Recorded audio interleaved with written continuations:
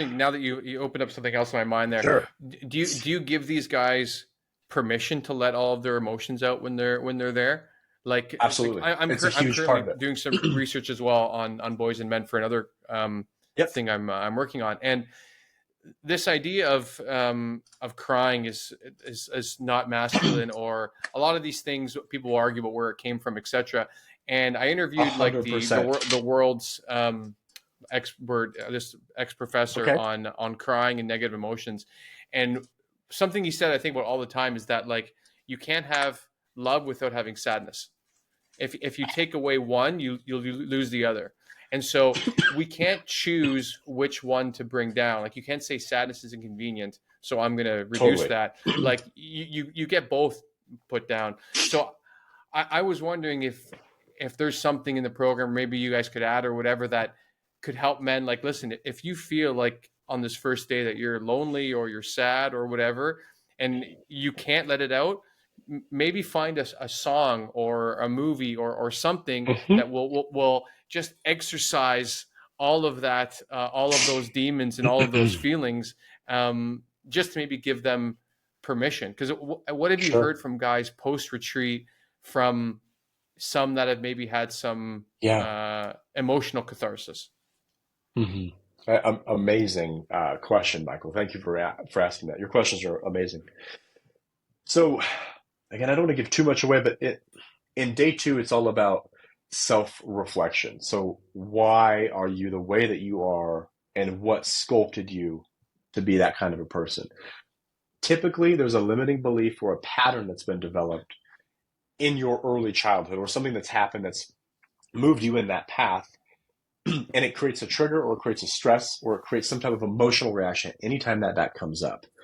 So the Hmm. goal is to be able to identify that trigger, identify that pattern, and now let's reprogram that, put a new pattern in place. And that's some of the work that you're doing in the workbook. A big part of it too is visualization.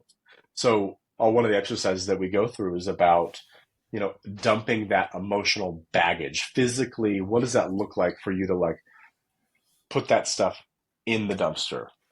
And how do you forgive? Forgive's the buzzword here. So forgiving whatever person, place, thing, whatever that might be, it's so powerful to forgive. And then at that point, you can move forward. We've worked with so many students, but one of the students that, relational issues that he's been going through, his ability to be able to forgive that person and move forward, until he could do that, he was stuck spinning his wheels. And he had some deep Huh. emotional breakdowns he shared during his retreat about that specific topic, and it actually hindered him to move forward in his solo retreat. And he was honest with us. He said, "Hey, this came up. I couldn't get past it, and I feel like I didn't get all through my solo retreat. I'm going to do it again." And our debrief call there was, "You got to forgive, man. Write that person a letter, text them, whatever it is. Even if they don't get back, you got to forgive them to move forward." Hmm. So I think that's this emotional, dump that most people have to get through and to move forward. Wow. How did you develop these? Like, what did you So it's use, just or what did you consult to to put this yeah, together for? Because sure. 3 days by themselves, like I wonder if there's any risk of someone having a complete mental breakdown, like whether that ends up being good 100%. It could. or not. Yeah. Have you seen that? Has anyone after day two they're like, I am so out, I cannot do this? Good question. Haven't seen that yet.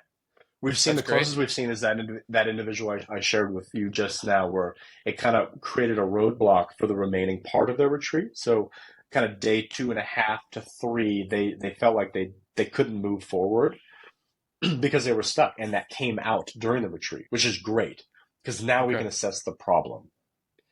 So cool. um, that's probably the closest we've come to that, I would say.